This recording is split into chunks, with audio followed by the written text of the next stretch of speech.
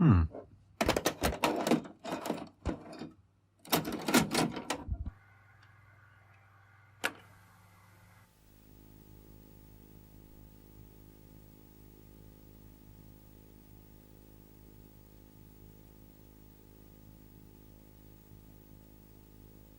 we're going to be picking up the Dreamcast, possibly one of the best consoles to come out this decade. So why don't you sit back and relax as we go and pick up the peak of 90s piano.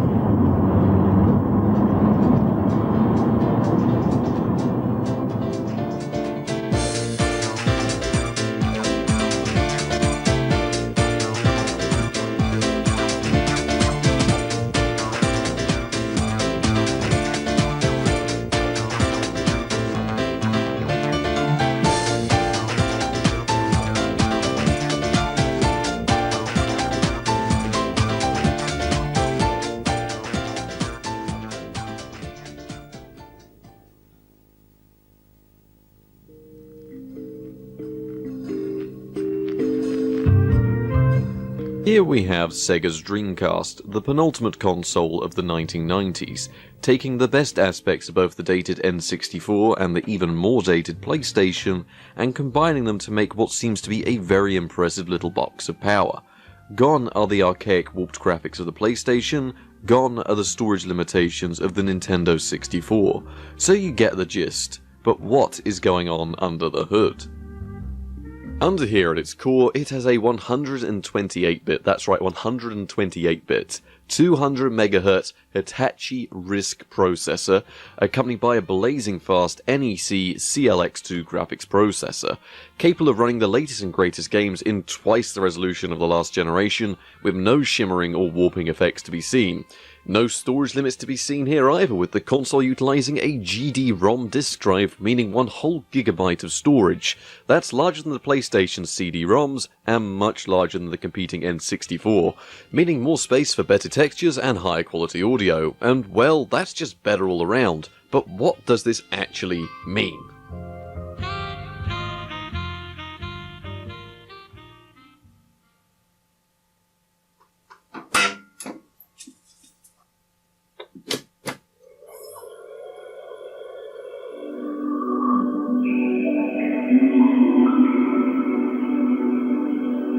From the moment you turn it on, you can see the Dreamcast is utilising Windows CE, but can also boot up to a custom operating system depending on what the developer wants to use, meaning you've got low-level access if you need it, or easy development on the Windows side of things should you want to do that either, meaning it should pave the way for some great titles in the future depending on who wants to develop for it. And judging by what's already planned for the new year, I can't wait. No doubt that if any console was going to handle the great Half-Life port that's apparently on its way, there's a reason they should choose something that can already run DirectX, which is something you won't be seeing on your PlayStation, would you? Still, the Dreamcast takes a lot of revolutionary steps forward. The controller takes cues from both the N64 and PlayStation controllers. You're offered expandability by placing accessories into the back of the controller, but hang on a tick, wasn't the N64 able to save to a cartridge and the PlayStation 1 had memory cards? But I can't see any way that the Dreamcast is able to save anything here. So how do I save my games? Well, you see this little attachment? It is not only a little console by itself, it doubles up as a screen on your controller, and as a memory card. But without delving too much into all the console's features already, its primary use is a gaming device. So how exactly does it end up dealing with that?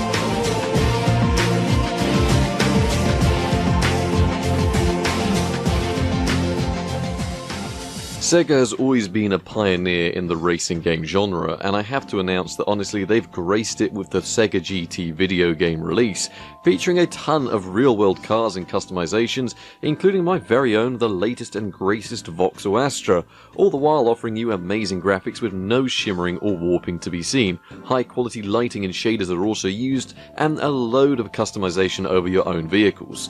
You've got to save up and work your way through the cars you want to actually purchase, but hey, if you felt like keeping one and using it for a longer time, why not upgrade it with plenty of engine modifications and tweaks, all the way through to customizing just how your engine works, your suspension, your brake systems, how the car's control is fantastic, and honestly it is just a huge step up over the last generation of racing games. But if you don't mind losing a few of the cars and tuning options, instead want to opt for a prettier looking game, well, why not take a look at Metropolitan Street Racer, an awesome title that once again lets you drive around some highly detailed environments across a wide range of cities, across an even larger array of countries.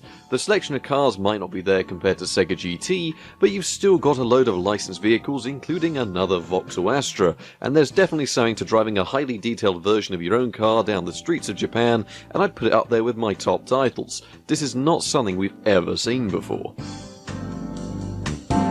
To put into perspective what the PlayStation is offering right now, well, the difference is night and day. That's not to say that Gran Turismo 2 is a bad game by any means, but when you look at the load times, the lighting, the textures, you're not going to be sat through a load of menus waiting like you are with this game. And even then, when you put them side by side, there's no comparison. The Dreamcast is just miles ahead. Now, one of the things that are really taking off in recent years, at least in the console area as well as the PC, are first-person shooters. And what better way to experience the likes of Quake 3 than on the Dreamcast with controls uniquely mapped to your own console controller. It's got a bit of automatic aim, great graphics, and great optimizations. It's the full Quake 3 experience on a little white box. And the best bit of all, you don't need any of those cumbersome desktop towers. You can even take up networking and plug this console into the wall. And can even play Phantasy Star Online on the World Wide Web with the mouse and keyboard. Items and accessories sold separately. We aren't responsible for paying your phone bill relating to online gameplay. Right, but much like our sponsor says, you can plug this in and even play this game online, as well as Phantasy Star Online of course, against not only other Dreamcast consoles, but also those playing on PC. And you didn't need to splash out for a 3D voodoo to go and do that, did you? What was that mentioned earlier though? What is Phantasy Star Online? Well, it's just one of those completely huge online multiplayer games, complete with interactions with other users online in a massively detailed world and hub, smooth animations and gameplay, and great graphics to be found. It's an experience that you really aren't going to find on anything else, mostly because this is online. This isn't exactly something that's ever been easily accessible like this before. All you have to do is plug your console into the network and you're good to go. You can use a mouse and keyboard if you want, but as mentioned earlier, those are sold separately. Not that the game isn't great to play with on the Dreamcast controller, because this is really a revelation in terms of how easy it is to play your favourite games. You can really turn this into a compelling little PC competitor, and it's not going to cost anywhere near that much. If MMOs aren't for your fancy though, I've managed to get my hands on something that's coming up in the new year. Something that is currently bringing PCs down to their knees. This is pre-release footage right here, but it is indeed running Half-Life, which is pending for a full release in the near future. It is currently nearly finished, with most of the game being there, complete with its own new expansion pack that is going to be exclusive to the Sega Dreamcast. Honestly, I wouldn't be surprised if people are queuing up to get their hands on a console and a copy of the game just for this alone. And I can tell you from the preview I've managed to play so far, this is going to be some of the best gaming experience we've ever seen on a console. Complete with all new HD textures for NPCs, it looks like it's turning out to be something that everyone could be hyped for. Currently I've been experiencing some frame rate related issues in the late game, but for the most part this game does even seem to stick close to 60 FPS a lot of the time when exploring the vast Black Mesa facility, complete with all the lighting effects and everything that made this such a great game over on the PC, now something you're able to enjoy from the comfort of your own living room. every console seems to have its own big adventures, and if an upcoming Half-Life port wasn't exciting enough for you, then I can assure you what the Dreamcast has to offer right now is up there with the likes of Metal Gear Solid and the Zelda series, which seem to be the big two competing right now. If you want the peak of gaming performance, however, there is currently nothing else better than Shenmue I and 2, the latter of which you're seeing here right now, with a huge sprawling world, voice acting across the board, real-time shadows, dense environments, a sprawling storyline. I mean, there's sure more than enough to keep anyone engrossed. The combat system they've used is based on the fantastic Virtua Fighter games, all while utilising a world where there is a lot more to do than just fight. People actually reflect people and have a daily routine, there's a day and night cycle, and there is a lot going on that is sure to impress you. Now, I'm not going to go over the top and in depth about every single title, but there are plenty of other standout titles out there right now, or at least there are going to be some more in the very near future. You've got all the latest and greatest of fighting games out there on the console right now with the Soul Calibur games, which not only look and run absolutely fantastic, but they've even gone to the liberty of ensuring that your VMU and your controller actually mimics the actions with a smaller pixel art version of your selected character. Now, if that isn't some forward-thinking game design and game development right there, then I don't know what is. You've also got the likes of the Tomb Raider series, which just received a full port of the game which trumps the PlayStation version, with the added bonus of it being one of those games that utilises the Windows CE part of the console, just to emphasise how easy it is to port games from the PC to this console. The Sonic games have all had a proper transition to 3D, and although I've noticed some slightly buggy controls, their graphics really do have a certain charm to them. They're bright, they're bold, and they're very high resolution. Honestly, if you're going to be showcasing the mascot of your company, why not do it in a way where it stands out from the crowd? There's no blur going on here. With fast fluid gameplay and large levels, it's certainly very different from anything we saw last generation. You've got epic titles like Jet Set Radio, which take full advantage of the console's new audio capabilities as much as the new graphical ones. With cel-shaded graphics and a radical soundtrack, it is shaping up to be a proper classic, complete with slick controls that match the gameplay. Honestly, a rather unique title, and I can't remember seeing anything equivalent to this. The Dreamcast really is turning out to be the home for the future of gaming, and a lot of genre-defining titles. Not everything needs to push the genre though, so I will give an honourable mention to all of the third-party titles that are receiving great ports to the console.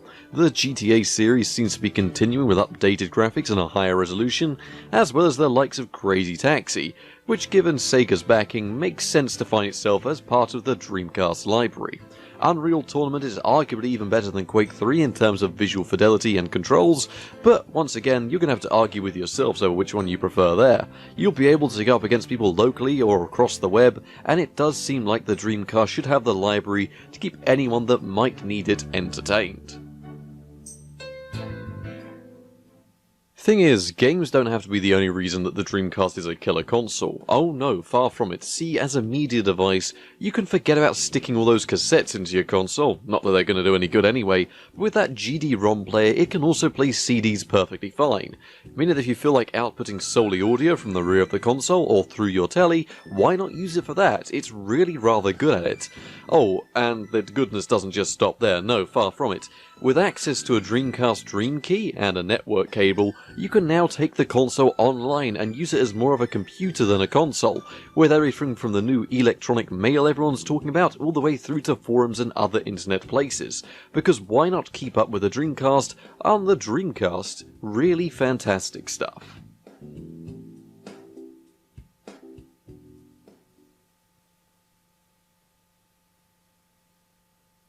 Now, the Dreamcast was the latest and the greatest of 90s technology solidified, and honestly, a lot of people did like the Dreamcast. I really enjoyed the Dreamcast.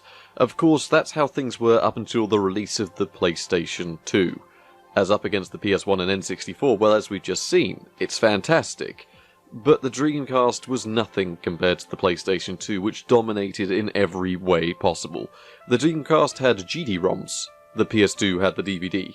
The Dreamcast sold well, the PS2 sold out. In every way the Dreamcast had a chance, the PS2 just ended up doing so much better, and whether it was down to the mistakes on Sega's part, or just their timely demise, I think you can all join me in saying that the Dreamcast truly combined all of those forward-thinking, wacky ideas of the 90s and shoved them into one little plastic console. From the controllers having a screen, all the way through to the internet access and online multiplayer. Companies have been picking off little bits of this console for years now, so join me as we say farewell to the Dreamcast, as it's gone but not forgotten, as the spirit of the 90s finally captured in a console form. Good night.